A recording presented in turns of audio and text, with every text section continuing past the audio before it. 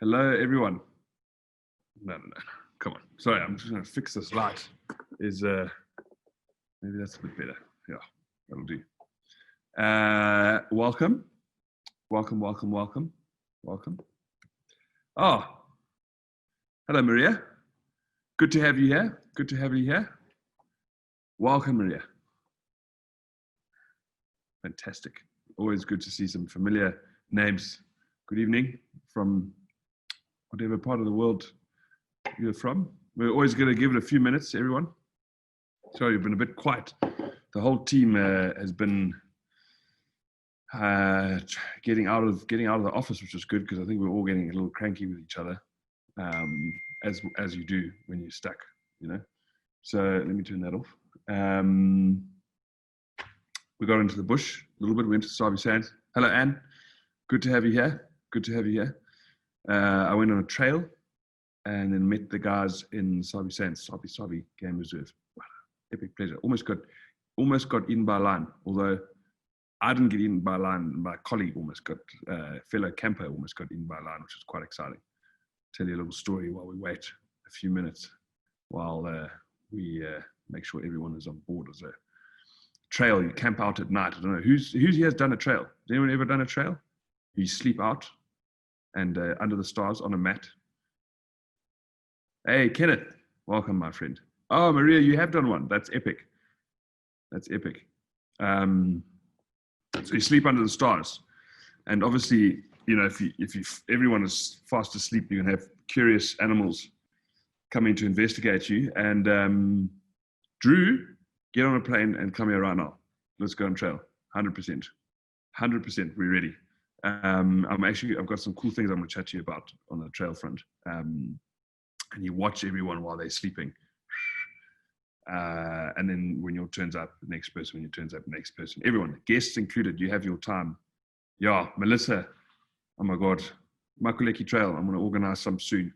Stay tuned. And anyway, this was a first watch, actually, when no one, we hadn't even fallen asleep yet. People were just climbing into their sleeping bags.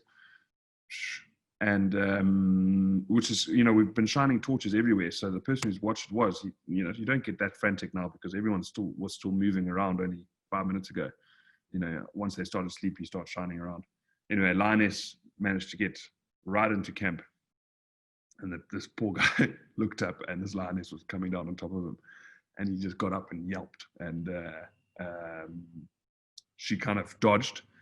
And then the person with the light shone the light on her, and she like jumped around, got into the grass and started flanking him. And that's when we all got up and were like, hey, piss off, lion. I actually couldn't get up because I was so cold being a Zambian. I'd zipped my sleeping bag up like this with the hood over. So I was like a worm. I was stuck in it. And I was like, shit. Luckily, she was gone. All I remember was just dust everywhere because she charged through. Anyway, very exciting. No one got hurt, luckily. But let's just say no one really slept well for the next couple hours after that. Right, looks like we've got everyone. Let's talk about the great apes, something I'm fascinated about. And we can honestly talk about it for hours. I know some of you on this have seen some names, have actually seen the great apes before. And some of you want to see it, chatted to me about it previously. We've actually got quite a few great apes trips running next year. So we're going to compress it slightly because you can talk about the great apes for days. And, you know, I'm no biologist. There's finicky, finite details about these animals that I don't know. But I've done my little bit of studying, and I think there's some key things we can chat about, which are quite interesting, simple stuff. And then we're going to talk about photographing them. And then we're going to talk about how to see them and all of that. So I actually don't know how long this will take, but if it takes longer, who cares? If it takes shorter, you know, it doesn't matter. We've got some sweet potatoes in the oven at home. So if they get burnt, it was in the name of great apes. So I'm happy for that. Right. I've actually made a PowerPoint presentation, which I haven't done before on this Zoom thing. And so I'm going to share my screen and we're going to go through the presentation. We're going to talk about some stuff. I urge you to ask me any questions you might have. I'm going to ask you questions, and I'll go back and forth between screen sharing and the PowerPoint presentation. So without further ado, I bring to you the great apes. Okay, Boom. Slideshow.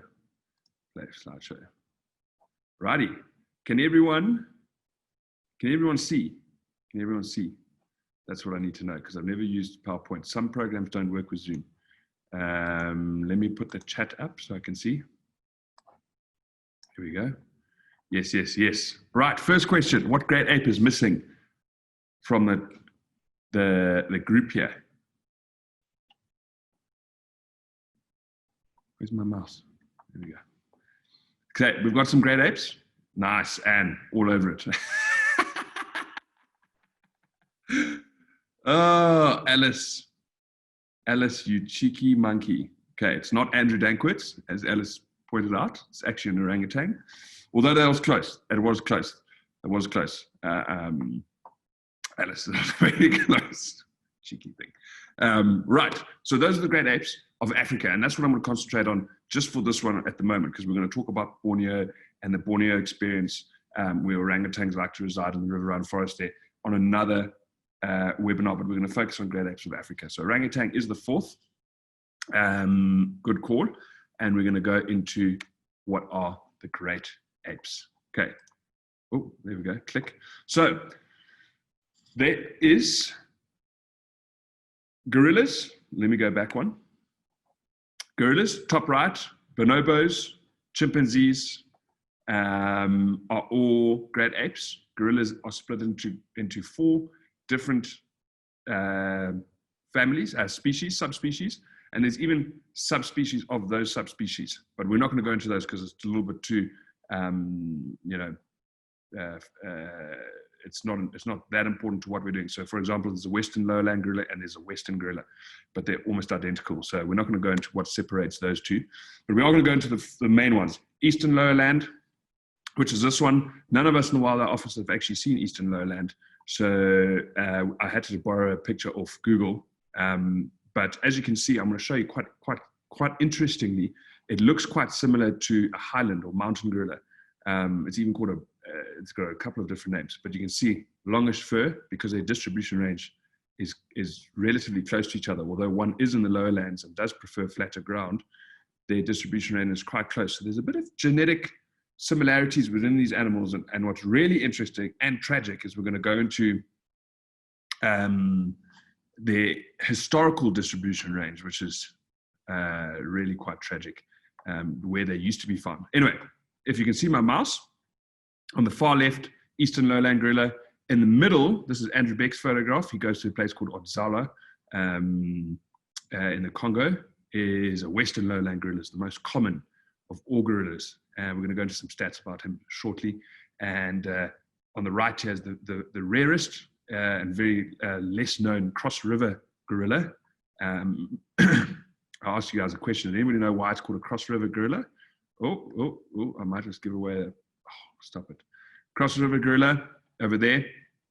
And then obviously the most well-known, most famous is the mountain gorilla. And not actually the most endangered. That's what a lot of people think is the mountain gorilla is the most endangered. It is actually, in fact, the Cross River gorilla, which there's only 200 to 300 left in the world. It's top 25 most endangered animals in the world.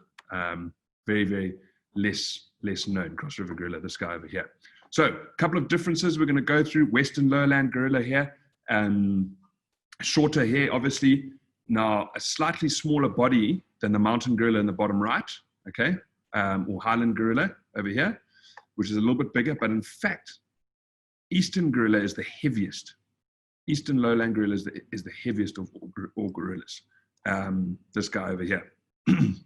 Cross River gorilla and the Western Lowland gorilla are also quite in a similar distribution map. So they both have these brown coats, and especially the Cross River gorilla has this red crown, which is quite distinctive of the Cross River gorilla and the Western Lowland gorilla. So they have this redness. If you look at numbers, Western Lowland, 100,000, lots and lots all over Gabon, parts of the Congo.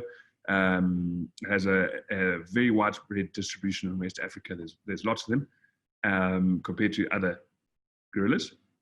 Okay, Eastern Lowland, 5,000 is still a good amount compared to Cross River, only 200 to 300 left.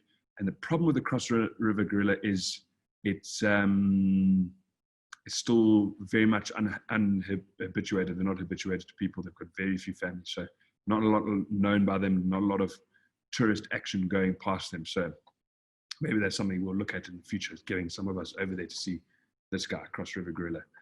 As you can see, he's got quite a different appearance. And then 4, Highland gorilla, about 1,200 left, of about 800 in the windy, impenetrable forest. Okay, next one. I find this next map quite interesting. We're not going to look at chimpanzees and bonobos distribution at the moment. We're just going to look at here. You can all see this map, gorilla species distribution. Here, the Latin names over here. Don't worry about the Latin names too much. They're a little bit hard to remember. Blue, you can see Cross River here, Akaya-Yake River. That's Nigeria, and that's Cameroon below it. And that's river down there. There's actually a river called the Cross River.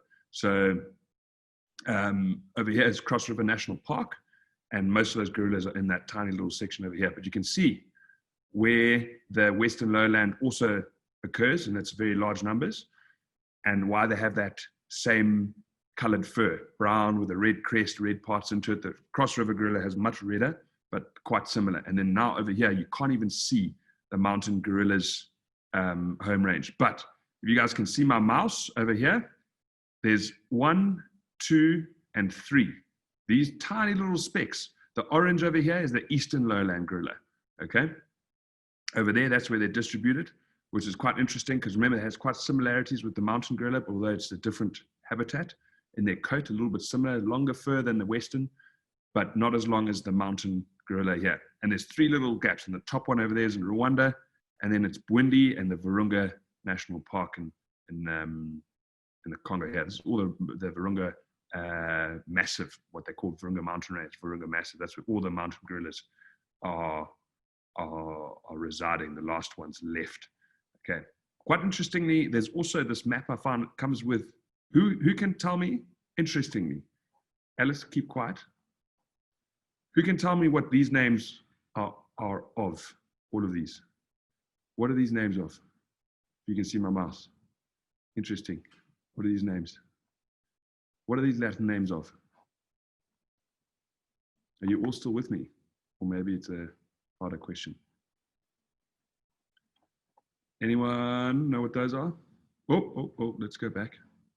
Anyone know? Nope. That's malaria. Those are malaria species.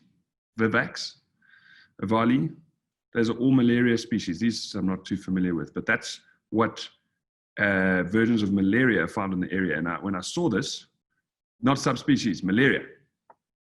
Good call, Kenneth. Very good call. But these are variations of malaria that you get in the area, which is interesting. And I don't know why it came on the same map. And I want to. Here, there's a good clue over here. Malariae, very common one. Sorry, excuse me. Vivax, I thought it was called Vervax, is the most common one. This is the one that kills hundreds, thousands of people every year. Vervax, that's the very dangerous one. And the most common one. I've had it many times. Malaria is very, very rare, and some of these I'm not quite sure, but that's what types of malaria have been registered in the area. It's quite fascinating. Anyway, we're not going to talk about malaria. What we will talk about, though, is the historical range. This is where gorillas used to be found. Quite tragic. Look at that. A lot of habitat destruction. And in fact, this map is a little bit underestimating where they're found. A little bit further to the east here, you can stretch that purple line out a little bit more in some of these areas here. So a lot of habitat lost to habitat destruction. Which is quite tragic. You can see where chimpanzees can be found. We're going to get chimpanzees now. So a little bit of chat about chimpanzees and bonobos, also very close members of the, very closely related to each other. As you guys know, in fact, we're all closely related, all about 90% similar genome to gorillas and chimps. So we're very, very alike in many ways. And these two are in very much even similar. So main differences between bonobos, I know bonobos are seldomly spoken of because they're a little bit, there's less habituated ones, so not a lot of tourism going in bonobo country. But interesting. This I find fascinating, this here. Chimps live in male-dominated groups, very large male-dominated groups, and bonobos are dominated by females. Okay, it's a matriarchy. You could almost call it a matriarchy. And it's separated only by a river. Very similar species, and there's nothing separating them but a river. So what on the southern side of that river drove them to evolve that females were had dominance, and what on the northern side of the river drove them to have male dominance? Ask yourself that question. Why? Fascinating. I think that's awesome. I'd love to know how evolution panned out that way. Just with a separation of a river, and we'll look at the distribution map now, and it'll make it a little bit more sense. Here's some easy facts to distinguish between the two. Chimpanzees are born with a pale face and eventually get older, but only when they're much older they start getting dark like this. But they're born with a pale face. You can see on the right-hand side here, this is a young chimpanzee. And this is a bonobo. They're born with a dark face. Again, just the river separating them, but they evolved completely differently. It's so strange how that worked. And a massive difference. I mean, they're born with a dark face, born with a white face. Like, why? How did it happen? And they're only separated by, let's go back, by a river. Let's have a look here. Bonobo is slightly smaller than a chimpanzee, more slender arms, smaller head. You can see the head's a little bit shorter. Chimpanzee's got quite a big muzzle. And it's quite smaller in total. You can see here I found this picture on the internet. Obviously, I mean, I didn't just draw that up in a few days. But chimpanzee's quite a lot heavier, 132 pounds male, 93 to the female, and you can see a much bigger head and broader shoulders. Okay, so slightly different physiological aspects, but very, very similar animal. And we suspect, because of this male dominance of males having dominance, the fighting is much more intense between chimpanzees. So to defend themselves, male has to grow broader shoulders. In time, the bigger males succeed. The bigger males succeed. This is a natural process of natural selection. So that's why chimpanzees grew bigger heads, bigger mouths, bigger teeth, bigger shoulders, because they had to defend their families. Whereas female-dominated society in bonobos, much less fighting, a little bit less aggression. They didn't need to grow the big weaponry that chimpanzees had to grow. Chimpanzees are fascinating, but they can be quite violent towards each other. If you guys have watched documentaries on them, it's crazy. So there we go, chimpanzees and bonobos, a couple of differences, which it's just fascinating. Now we're going to look at the top map here. This is chimpanzee and bonobo distribution. Now we're not going to go into the subspecies of chimpanzees. That's for another time. Okay, all you've got to concentrate on is the purple here. That is this Paniscus, which is bonobo country, and this is the Congo River. It comes into the Congo Basin with my mouse is, and the actual source of the Congo is in Zambia. Funny enough, Bengwelu swamps, and it leaks out of Bengwelu swamps. It goes along the western highlands of Tanzania, cuts across the Congo Basin, and then flows towards the river. And on the south side, bonobos, north side, chimpanzees, they've never mixed. So that's that I find fascinating. Bonobo country, chimp country. Here we go. Very interesting. You can see again, distribution range is similar.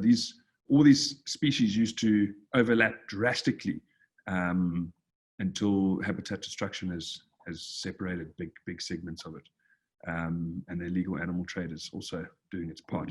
You can see the little square here of the Cross River gorilla right there in Cross River National Park. Okay, right. Photographing gorillas. This is something I'm sure a lot of us are here for. Photographing apes, great apes. Photographing great apes. Great apes I find are very interesting to photograph because they're very emotional. The opposite end of the spectrum is a cheetah. Its facial expression almost never changes. With apes, they're very, very curious. They're very emotional, and they show it in their face. They communicate through facial expression. So they've got hundreds of different facial expressions that means different things. So when you're trying to capture the essence of your subject, you've got to focus on these things that that are unique to it. So its facial expressions, all that emotion, and its eye contact, and its pouting, and all of its stuff, and its hands. We're going to get into hands later. But there's a few techniques. Obviously, there's things we've got to consider when photographing the great apes. Most of the time, it's going to be in jungle. It's going to be dark. So we're going to get into kit a little bit later, what gear to bring. But we're going to do some techniques first. This is actually a client and good friend, Nur, photographing a mountain gorilla, Bundi. This is a mountain gorilla of Bundi as well. So without further ado, let's get into some tactics. The hands and feet are so like ours. It triggers mystery in the viewer. You know, it's like, wow, look at that. So that's the first thing.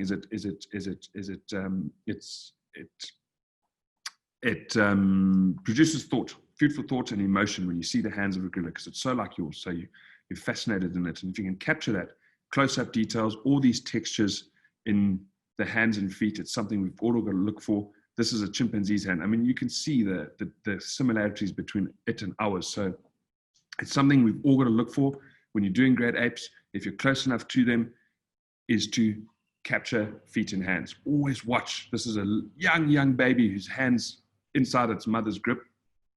Look for these tiny little moments. Those are very powerful images. A little bit abstract, but it's a little bit more exact than that. But yeah, definitely worth keeping an eye out for hands and feet when you're photographing the great apes. Even better is if you can mix them both into one. They're always touching their face and picking their nose and scratching and doing stuff and smacking other gorillas. If you can put hands, textures of the face, everything in one frame like that, you're winning. You're winning. So one thing you got to look out for, leading lines. It's not easy. Everyone loves a good leading line. Really loves a good leading line. In the bush, in the jungle, not that easy, I'm afraid. So the best way to use leading lines, if the chimpanzees or gorillas are in trees, mountain gorillas also get up into trees quite a lot.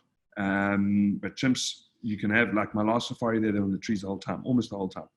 So instead of trying to fight with all the sticks and branches going there, get underneath the tree, get right against the tree, and try and use those branches to your benefit, because they can really beef up an image and really make the composition come together if you can find leading lines in those branches. They don't have to be straight.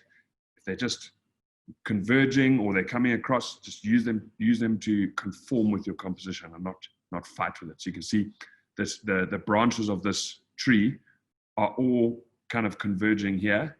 Not exactly, doesn't have to be exact, but helping you bring the attention towards this chimpanzee who's looking down at us. And another little tactic is filling the frame. It's a little bit more difficult to do with chimps, I found, but with gorillas, they're often in very tight little groups when they rest. If you find them a little bit later in the morning, they all kind of get together and they're lying around, they're lying about, and especially the young ones, they get involved with the big ones. And you can do these kind of tight shots where it's literally all gorilla. If we look at minimalism, the concept of minimalism, this is one of the three approaches to photography that will greatly help you is eliminating non-essential elements. In the jungle, could be non-essential elements everywhere sometimes. There's sticks, straight sticks and holes and beams of light and all kinds of stuff. So when you're in this moment and there's a lot of light coming in, go in tight, fill the frame with gorilla. Doesn't matter. Your subject's there, this little fella over here in the bottom right.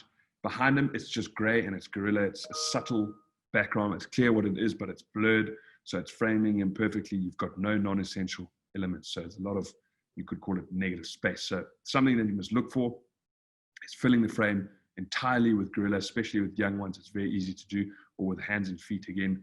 So another concept worth keeping in mind when you're photographing, especially gorillas. The rule of thirds, we all know what the rule of thirds is. In portraiture, in any portraiture, people, apes, more with people and apes because of our expressionism, it really is a strong guideline. There's the golden mean or golden section, which is also worth considering. Eyes, top third, head, shoulders, arm coming down in the golden section. If you guys don't know this, it's in your Lightroom. It doesn't have to be exact, but it's worth keeping in mind. If you can keep the eyes somewhere on this start of the golden section curl or golden meme, and then this line will follow the shoulder and arms down the edge of the frame. Another composition that's worth keeping in mind. Let me go back one, but the rule of thirds is very much worth considering with guerrilla photography, because with any kind of portraiture, it's a really strong composition and you can't really go wrong with it. So keep that in mind most of the time. Now, these aren't good examples, and only after I made this presentation I read this, because normally when eyes are looking up, you can actually give them quite a lot of space to look up into. It's up to you. It doesn't have to have space. It can work with space. If these eyes were looking down and you had lots of space, it wouldn't work. That's what wouldn't work. But keeping in portraiture your eyes on the top line or just above it is a good guideline for any kind of portraiture. So when you're going in close, you're doing head and shoulders of gorillas or chimps, keep that rule of thirds in mind. Keep the eyes on the top third. Unless they're looking up, then you can allow for a lot of space above them, and we'll get into that now.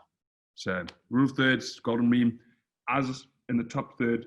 Make sure that golden meme, that twirl is as close to the eyes as possible, and let it follow the head and shoulders and arm, and use that to cover up the rest of the frame and divide the space with the shoulder and arm, if that makes sense. So, and this is what I was talking about, leaving space to look into.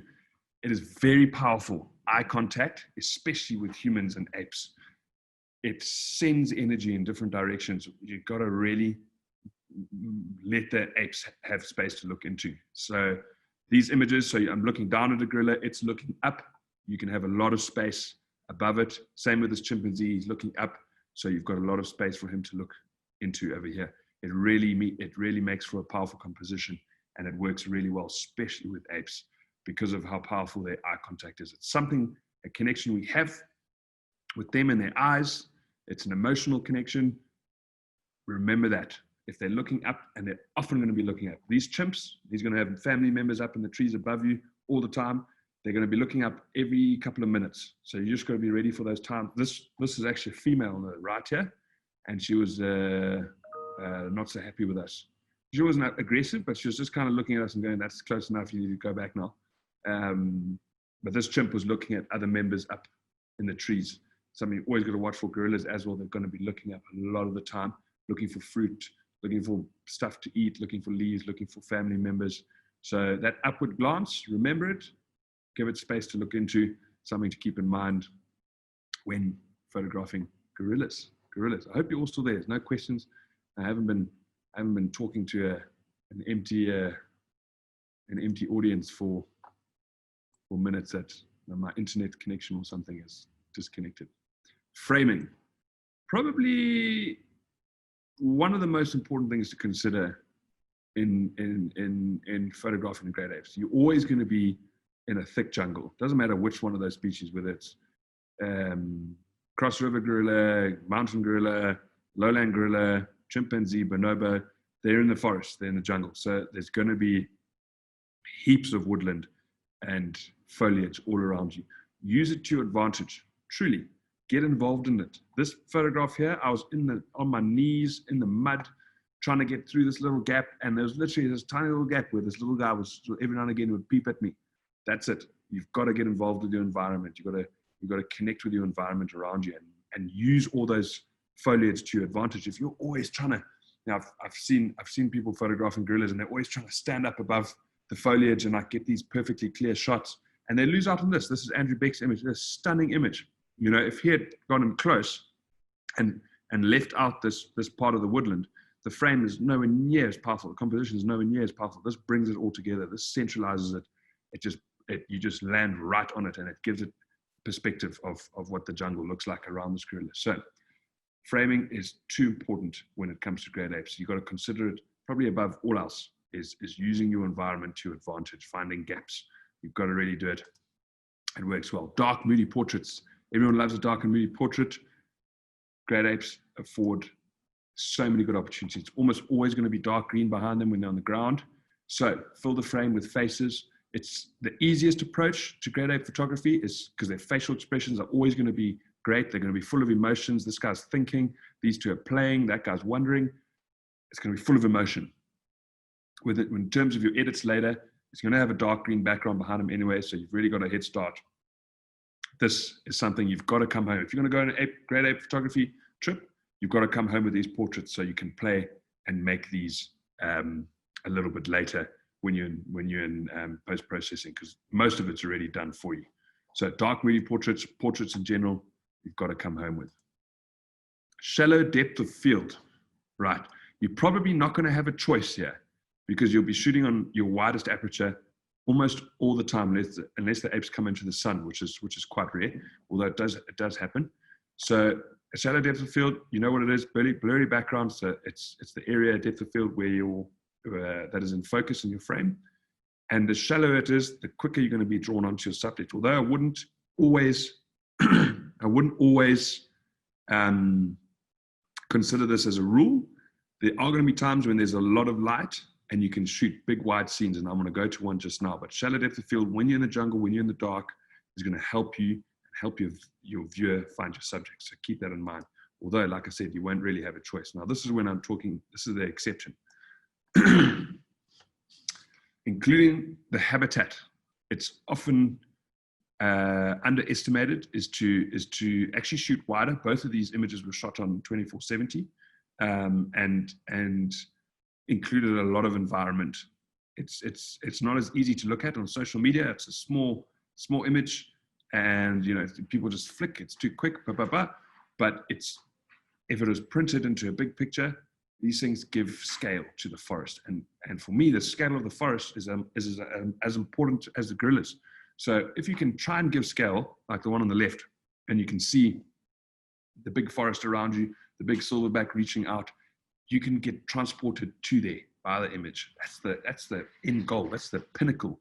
If you can accomplish that with a picture, take your viewer to the destination, not just introduce it to a character. That's very easy. Just take a picture of gorilla's face, boom, gorilla. If you can take them there, transport them there, you've accomplished big things. So that's when it comes in handy, when you can include the ape's habitat. Pull back a little bit, bring in the forest around your subject. Again, your subject's probably going to be quite small. There's going to be a magnificent forest around it, but it's going to be a much bigger picture, and the result is going to be quite powerful. So habitat, include the habitat where you can, where it suits it, and you won't be sorry. Okay, how to position yourself, guys. Really important. As I'm sure many of you know, you can't get within 7 meters of the great apes, neither chimps nor gorillas, because of the risk of transmitting diseases to the gorilla that their immune systems can't cope with, that ours can. So sometimes you don't have a choice. Sometimes gorillas and chimps just happen out of nowhere and they're right next to you and they jump through the group, and there's nothing you can do. But at most of the time, you have to keep your distance. Now, they're sensitive, like us. They're very sensitive.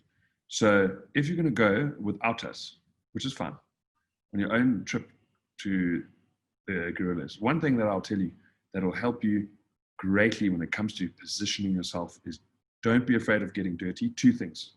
There might be more once I get past the second one. But for now, 2 things. Don't be afraid of getting dirty. Get low, get in the undergrowth. Remember, perspective, it's the second of the my three golden rules of photography, how you should approach every image. And then there's all the tributaries. But those are the 3 most important things. I've spoken to you. What did I speak to you about this? Minimalism. And perspective is the second thing. How your viewer looks onto your subject. Is it looking down? Is it looking up? Is it looking whatever? If you're always standing, gorillas are always, most of the time, sitting, and you're going to be taller than them. You're always looking down on it. You're going to regret getting onto your knees in the dirt and getting that eye level shot. So perspective, keep that in mind, get down and dirty. Also, being sensitive animals, they don't like people fidgeting so much. You can even see silverbacks when babies are playing around. Let me just stop this share for now. When babies are playing around and jumping around, sometimes the silverback or the mothers will come and like smack them and go, hey, just calm down right there. And So they get sensitive to movement. If everyone's moving around the whole time, you're trying to change your angle, like almost any animal I've ever dealt with, they eventually get annoyed with your presence. It might be very subtle, and they just go, this thing's moving around me too much. I'm going to keep a distance. If you just sit and let them get comfortable with your presence, they can move around and look at you and sit, and you'll get the best photographs. So get low and get subtle and don't move around too much. Otherwise, they get agitated and they'll probably move away from you. They'll get irritated. So that's something I can definitely suggest on how to position yourself. Low and don't move around too much. So definitely worth considering that. Let me go back into screen share. There's a few more slides here. Okay, how to position yourself.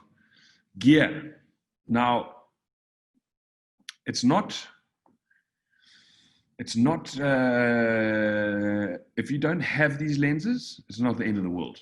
Okay, this is just probably your best options.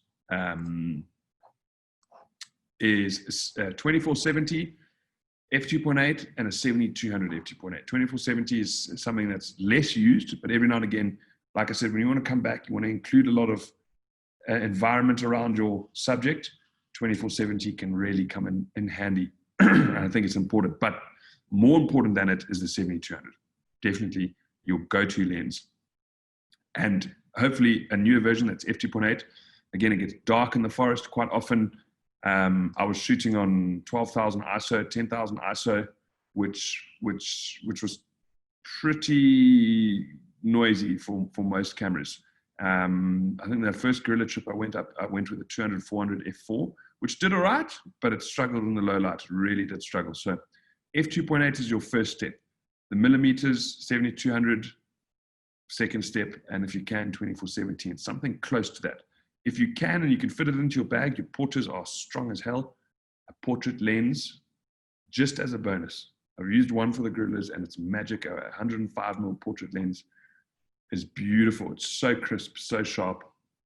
So if you want as an extra, not important, but if you can fit it, take it. It's an amazing lens. So that's for gear. In terms of a body, camera body, just hopefully something that can deal with low light. So any new camera body, or old, whatever you have, but preferably something that can deal with 6400 ISO easily, will do you good. But that's the lenses. That's what you really need. A couple of more essentials for those of you who haven't been. A floppy hat. Don't take leather. Please don't take leather. It's so humid in the jungle. The leather just gets wet and you'll probably ruin your perfectly good leather hat, and it'll just get hot on your head. Nice floppy light hat, longs, good hiking boots, and gloves.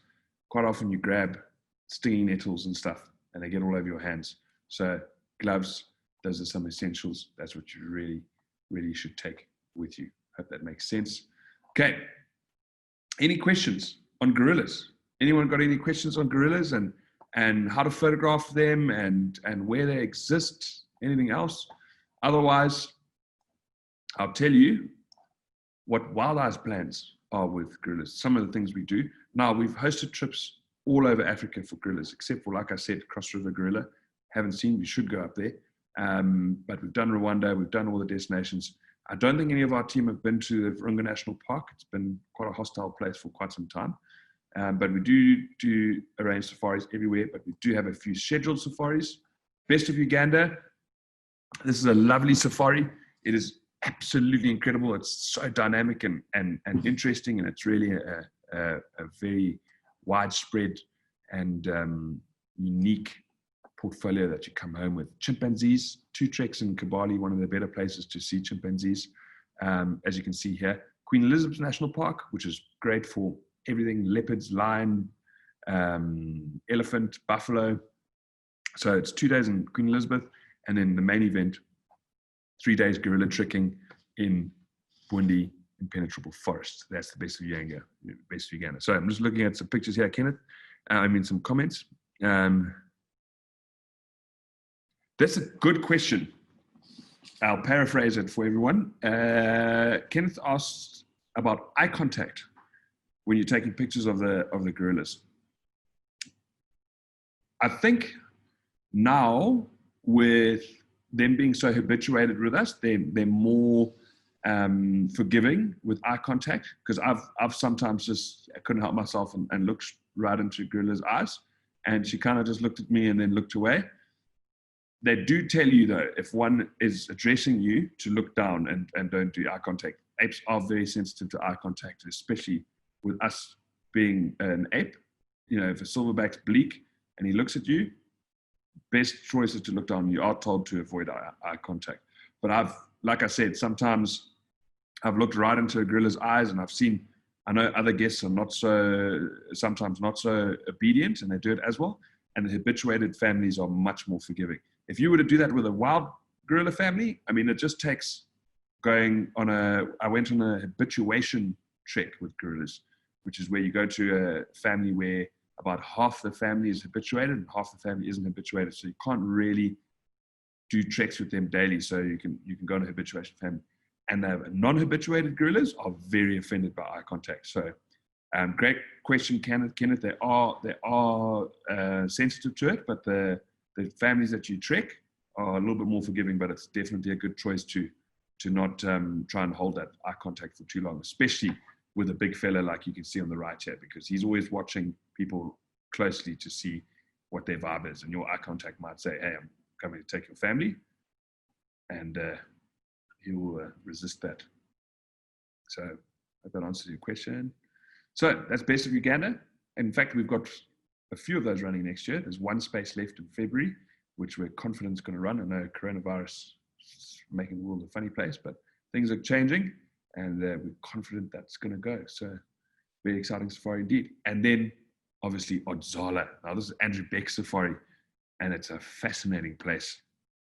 Western lowland gorillas are only a small part of, I mean, they're probably the most exciting, but a small part of this incredible place. The scenery, the forest elephant, the bies, for those of you that don't know, is a collection of minerals that you find inside these forests where the ground is bare and there's little bit of water, and elephants and forest hogs and bongos come and drink. It's really, really beautiful. I don't actually have any of Andrew's photographs for that. I should have gotten it for this, but an amazing safari to an amazing place. And this is two of the safaris that we do that include great apes. And I hope to see all of you on them one day. It'll be really great. And that is it. Thank you very much for joining Little Great Ape webinar. Bits and pieces, interesting stuff. Any questions anyone has, you can ask me now. You can ask me if you got my email, if you want my email, if you got me on social media, you can ask me there. But that is a Great Apes webinar. Hope you enjoyed. Oh, Kenneth. I didn't realize which Kenneth it was.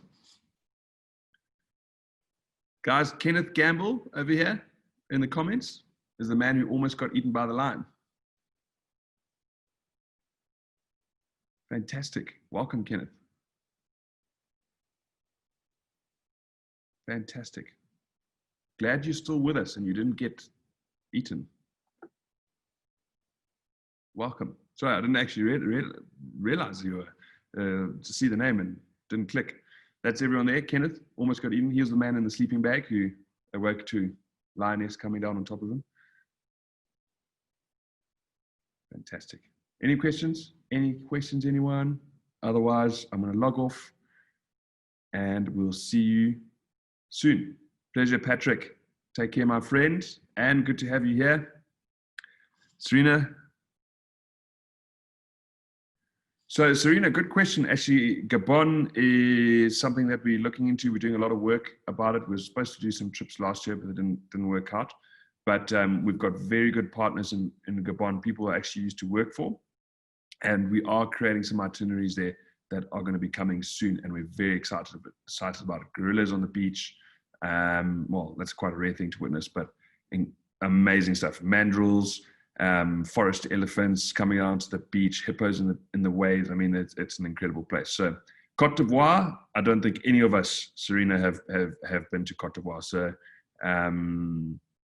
I can't help you there, but I can do some research. But Gabon is something we've all done a lot of research on. So if you want any information on that and future trips, I can definitely help you out. Melissa, thank you. Pleasure, Melissa.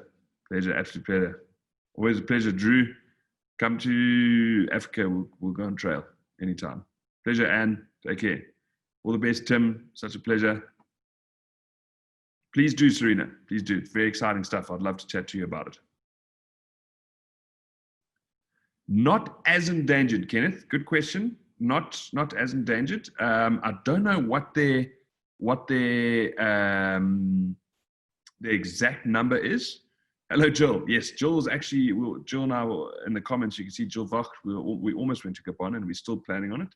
Kenneth, I do know that there's places where you can find hundreds of male mandrills in the mating season at once. And it's one of the things we're trying to tie in, except it's not quite convenient with the other places. So it's proving to be a little bit tricky. But I don't know what the exact number of mandrills there are in the wild. Let's have a look quickly. I'll Google it in 2 seconds. Mandrill population 2020. 3,000 mandrills left in the wild. 3,000 mandrills left in the wild. There's your answer. So actually very endangered, kind of eastern lowland gorilla numbers. So good question, Kenneth.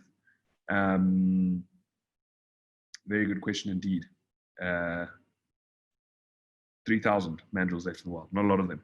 So yeah, not a lot. So we are researching it. The best time, because mandrills obviously don't have those colors all the time. The males are usually nice, brightly colored. But in the mating season is when those reds and blues really come out strongly. And the actual mandrills gather in certain places for the mating season. They're performing against each other. So you can get hundreds of them in the same place. So we're trying to get in there. And it's definitely, Gabon is something that everyone should have their eye on, because it is going to be incredible. It is going to be incredible. We all are hugely excited about it. So please, if you have any questions about Gabon, send them my way. Send them my way. Get it. I'm so happy you're with us, man. We should go and trail again.